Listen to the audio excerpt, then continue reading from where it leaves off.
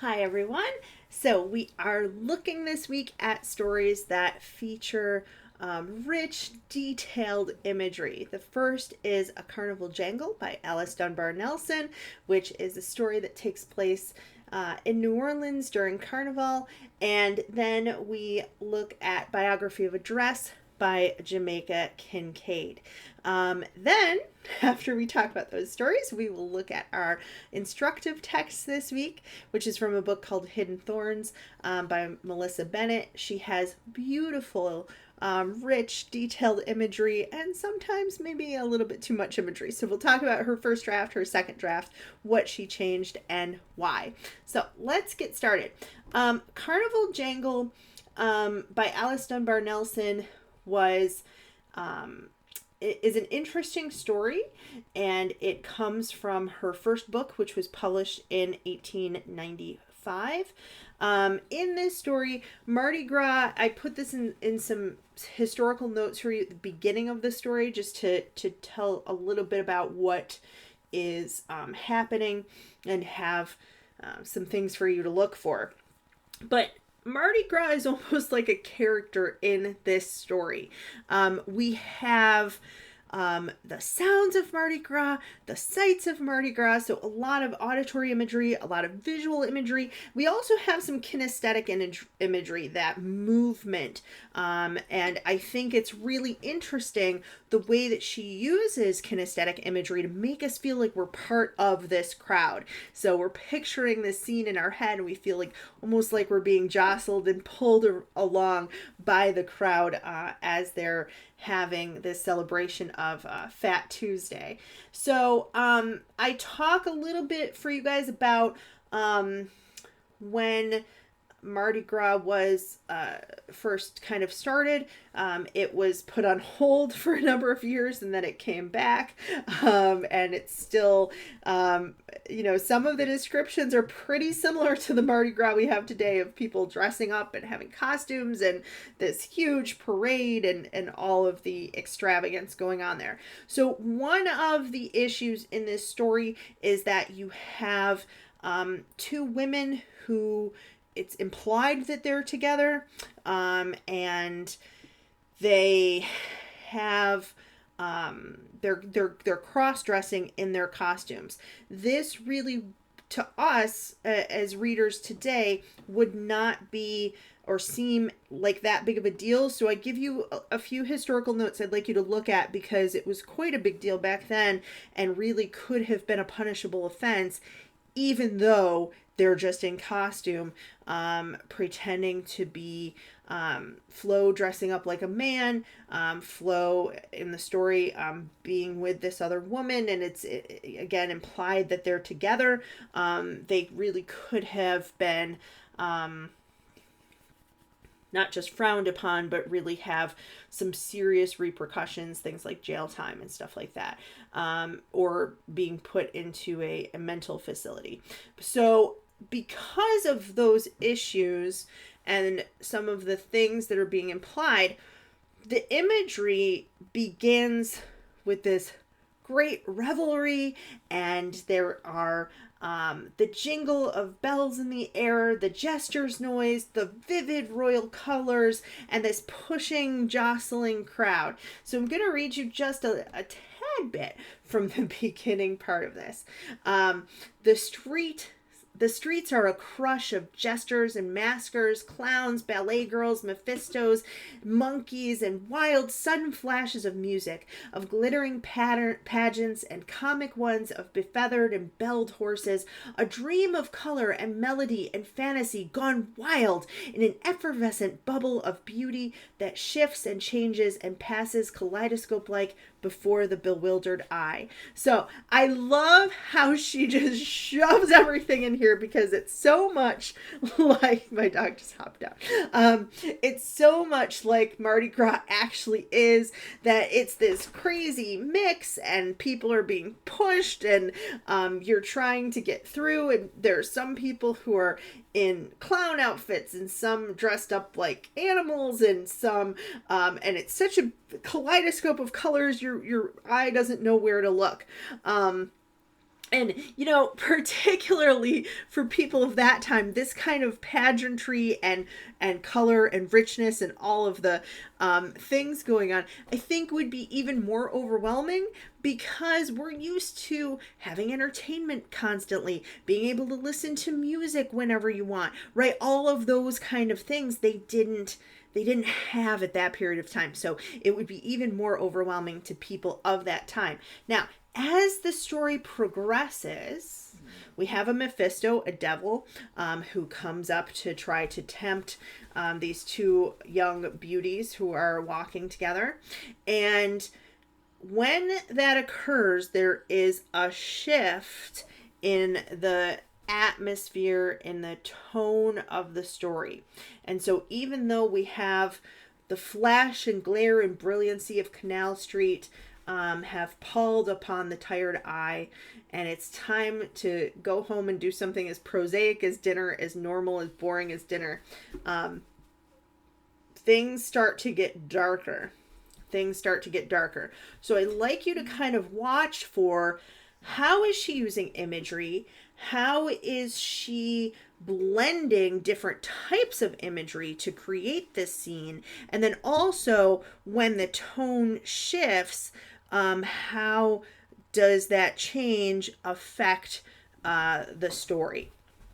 So I think that it's not that long of a story. It's 4 pages and a little paragraph, and I hope that you can read both of the stories this week, because they're both using imagery in kind of different ways, but really interesting and intriguing ways. So let's talk about Biography of a Dress.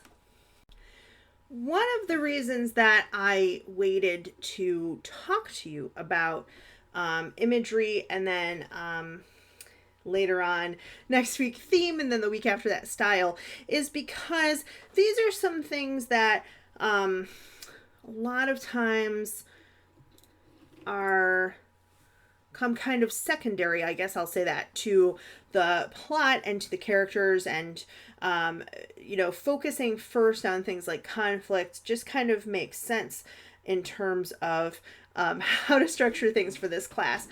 But both of the stories for this week, Carnival Jangle and Biography of a Dress, really imagery is kind of first and foremost in these stories. Biography of a Dress, it's, again, not that long, 7 pages, but in a really large font, so probably more like 5. The thing is that I do think it's a little bit more difficult in terms of style to read and understand. So I'm hoping that you enjoy it, and even if you struggle with it a tiny bit, that you still like it, and you can still kind of see and understand some of the techniques that the author is trying to use. So to help out a little bit with just some basic plot points, the narrator is talking about a dress that her mother made for her 2nd birthday. She has first person narration limited from her point of view, and she begins this by talking about the color of the dress, where the fabric was from, and then she goes into kind of some tangents. Same color as cornmeal, and then she talks about cornmeal and the types of foods that she liked and disliked when she was a child. Then she goes into how her mother bought the fabric and the thread to make the dress. We have descriptions of the fabric, of the thread, of Miss Verna, who is the woman at the store who helps her mother, how the narrator felt about Miss Verna, how they had some incidents between the two of them then and later on. And so then they go to another store. Her mother is talking to people on the street. She's using patois, which is a mixture of French and English that the narrator doesn't understand, and still doesn't understand even as an adult. Then we go into the family having dinner. The narrator's mother starts to cut fabric into pieces to make this dress. Then she describes her mother sewing the dress, and then her 2nd birthday, she's taken to a woman's house, a Dominican woman's house, and her ears are pierced. And she's wondering why her mother would want to do this. And then she finds out that her mother based this dress on a girl in a soap ad who looks nothing like the narrator. She's a different race. And the narrator kind of wonders about this little girl and why her mother chose to make her a dress based on this ad. Now, I'm giving you kind of the full rundown. First, because in terms of plot, there's not too much to spoil, because it really, as I said, is a story that has much more to do with imagery and description of the people, the setting, the place, this dress, herself, her mother. All of those descriptions matter much more, I think, in the story than what happens first, second, third, etc. But since I have had some people kind of struggle before with what exactly is going on here, I think that it's helpful to kind of know so that you know what to look for. So I'm going to read you just a few lines from the beginning of the story, and then we'll move down a little bit later to where she's describing some of the people. This dress I'm wearing in this black and white photograph, taken when I was 2 years old, was a yellow dress made of cotton poplin, a fabric with a slightly unsmooth texture first manufactured in the French town of Avignon and brought to England by the Huguenots, but I could not have known that at the time. And it was made for me by my mother. This shade of yellow, the color dress that I am wearing when I am 2 years old, was the same shade of yellow as boiled cornmeal, a food that my mother was always eager for me to eat in one form as porridge or another as fungi, the starchy part of my midday meal, because it was cheap and therefore easily available. But I did not know that at the time. So we have this whole thing. I didn't even read you the whole thing, but it's quite long. It's only 2 or 3 sentences, because we have these parentheses where she's saying things like as porridge, or a fabric with slightly unsmooth texture. We have an admittance to her limitations as a narrator. So it's this to me, a very interesting point of view. But we go along talking about these gustatory images of boiled fish and hard-boiled eggs and poached calf's liver and boiled cornmeal, so that you kind of get a flavor of what her life was like at that time. Then we have more visual imagery as we go into this shop.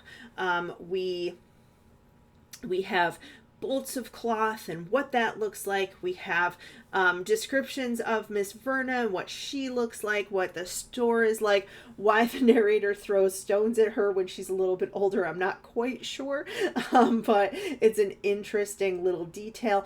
And this yellow thread woven into this story, we have the thread, the poplin, how her mother gathers it to make tucks, how she's making different types of stitches. So it's a very almost gentle description of this dress and how it came to be, and then we have the realization that this is like a girl in a soap ad, and this description of this girl in comparison to the narrator. I think that part, in terms of plot, that's sort of the climax, the turning point, the highest point of interest, and we really have quite a powerful message being given by the author. And I don't want to read any of that part, because it's like I said, I think it's quite powerful and interesting to read. So then we come back at the end of the story to the narrator talking about this poplin dress, and we kind of return to the present day. But we have this really in some ways the imagery is really beautiful. In some ways it really brings us into this time and this place. The story was published in 1992, but takes place in what appears to be the 1940s, possibly 1950s. But it's beautiful and it's poignant, and the imagery is so tied in to the reader's feelings and the narrator's feelings about her life at this time. These fragments, because she was 2 years old, so we get a little more probably than we would, unless she has an incredible memory, more than most people. But I'd like you to watch for how the imagery creates a feeling, how that feeling changes as you're reading, and how it's tied into this narration and these descriptions of this woman's life. So quite a different tone from Carnival Jangle, but both are really just beautifully done, and it both of them are really masterful examples of imagery and how it can be used to draw the reader into an emotional journey, even though neither one are too heavy on plot, but the imagery is what it takes prominence. So then we have our instructive text, so the before and after. There are a couple things here with the before and the after. I gave you some details at the beginning. This is from a book called Hidden Thorns. It's a romantic suspense novel. As a suspense novel, it kind of needs to move along in terms of plot. And so what essentially happened is that this author has really gorgeous imagery, and I made her cut so much of it. The book was really long for its genre. In its original form, I think it was over 100,000 words. Typically, romances are about 80,000 words. Because she had some side plots and things like that, I think she got it down to about 90, which isn't bad.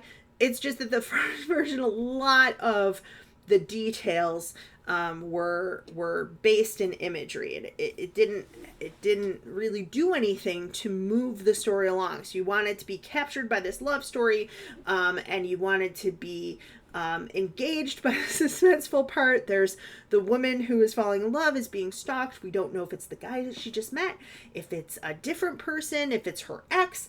And so we have all this imagery that kind of gets in the way of that. The other thing that happened here, and I really want to emphasize this. This is a mistake I see first-time authors doing and younger writers.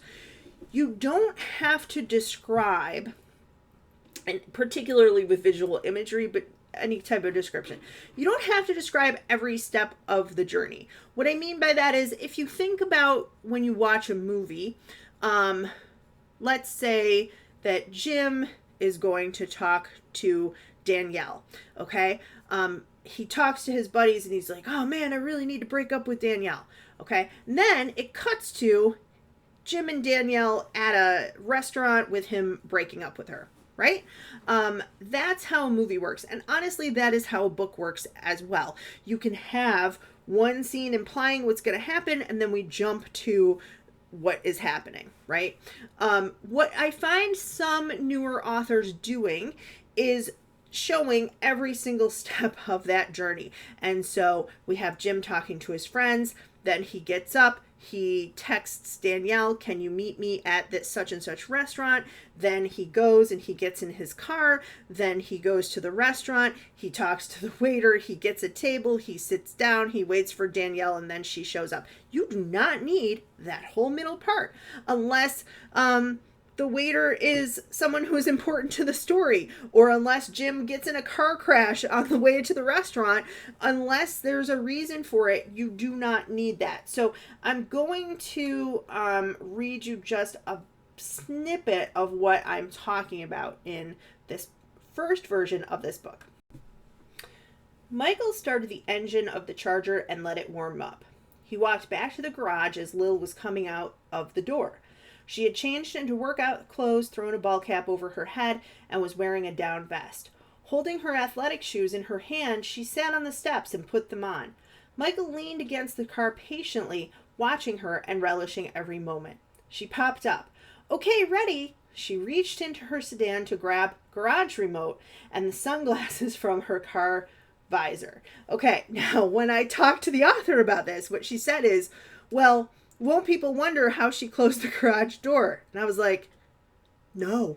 Nobody is wondering how she closed the garage door. Nobody cares. You don't even have to have any of that. You don't have to have him sitting on the car. This is 3 paragraphs, and there's a little bit more that I didn't even read to you guys. But it's like 3 paragraphs where there's really just nothing going on, man. It's like, why are we watching her do these things? Why are we watching him watch her when we're watching him watch her? And what is he doing? He gets in the car. He starts the car up. He lets the engine warm up. He waits patiently while she's changing. She puts on her shoes while sitting on the doorsteps. She makes sure to get that thing to shut the garage door. Now, all of those, I talked in my lecture about verisimilitude, and all of those do add to the verisimilitude, but not in the right way. What I mean by that is the verisimilitude of us feeling like this really happened, but it's such mundane details in this case that it's not really adding to our enjoyment of the story. So you have to think about those kind of things. What do we keep and what do we get rid of? So here's the change. Let's get out of here, he said. He took her hand and walked her to the car. He opened her door and turned on the seat warmer before she got in. Their conversation picked up where they left off the night before. Now, why does she keep that kind of detail about the seat warmer? Because it is February in this story. It is a cold day, which also you're not going to sit on your front steps and change your shoes in the middle of February, but that's neither here nor there. She wanted something to show that this guy is a gentleman in comparison to Lil's ex, that he's treating her well. And so the first version where he's starting up the car, he's letting it warm up, he's standing there waiting for her, all of that was trying to show details to say he's caring about her. He is trying to be attentive, and he's kind. But I think that the change of cutting those paragraphs off and out of her changing and getting the garage door closer and all that, cutting those visual imagery out to just have him the little detail of opening her door and then turning on her seat warmer. That's it. Shows that he is doing those gentlemanly things. Now, later we have more details about what she looks like in her ball cap, and how he's attracted to her, and how he thinks it's nice that she's kind of sporty and those kind of things. But we don't need to see her going into the house and changing and all of that. We also, though, have some really beautiful details, visual imagery. By afternoon, the sun had melted the remainder of snow left on the driveway and sidewalk. The streets themselves looked only slightly wet. Everything else in the barren landscape was covered with sparkling white. Smoke came from several chimneys in the neighborhood, and the smell of embers drifted into the crisp winter air.